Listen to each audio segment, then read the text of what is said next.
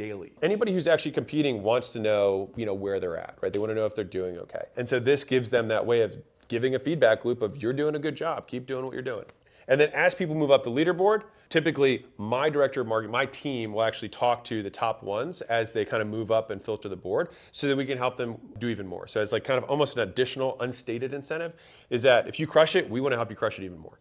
So one of the really important things that we like to think of is who are quote affiliates, because affiliates, there's different words in different industries for the same thing. So fundamentally, anybody who promotes your stuff is a promoter. Now, some people, like in the physical products world, they call them influencer advertising. If it's customer driven, then it's UGC, it's user generated content. If it's in the kind of direct response world, they call them affiliates. What the hell? And in the brick and mortar world, they just call them referrals. In the finance world, they call them centers of influence, COIs. In other places, they call them joint ventures. Like the number of names for the exact same thing is exhausting.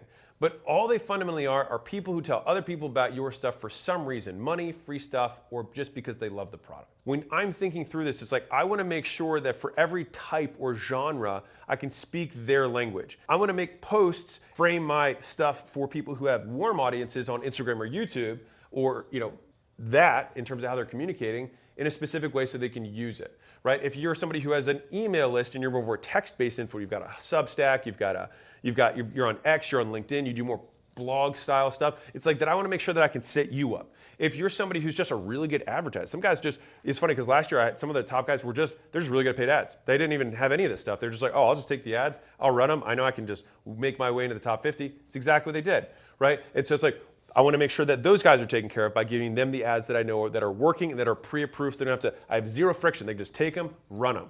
As you're building this for your business, it's like you want to make sure that you're taking care of every single type of affiliate because as soon as there's friction, they'll stop. And so it's like you want to make it easy, you want to make it fast, and you want to make it personalized to them. If you want to sell something using other people's audience, which is free, with the caveat that you give them some strong incentive to do so, then the first thing that we start with is why the hell should they do this? Which is you have to make the offer for the affiliates. And you want to make the offer beneficial for you, beneficial for them, and beneficial for their audience so that it doesn't feel like an ask from them to their people because you don't want to take away from them. The next is, okay, once you build that offer, it's like how are you going to tell people about it? Well, you got to have some place it exists, you got to have some sort of promotion, and then you have some sort of follow-up. All right. And so the place it exists, I like having an affiliate sales page, an influencer sales page, a partner page, a center of influence page, a JV page, whatever you want to say or call it. People letting other people know, you sell them on why it's a good idea for them to do it. Now, beyond that, it's like, okay, now we got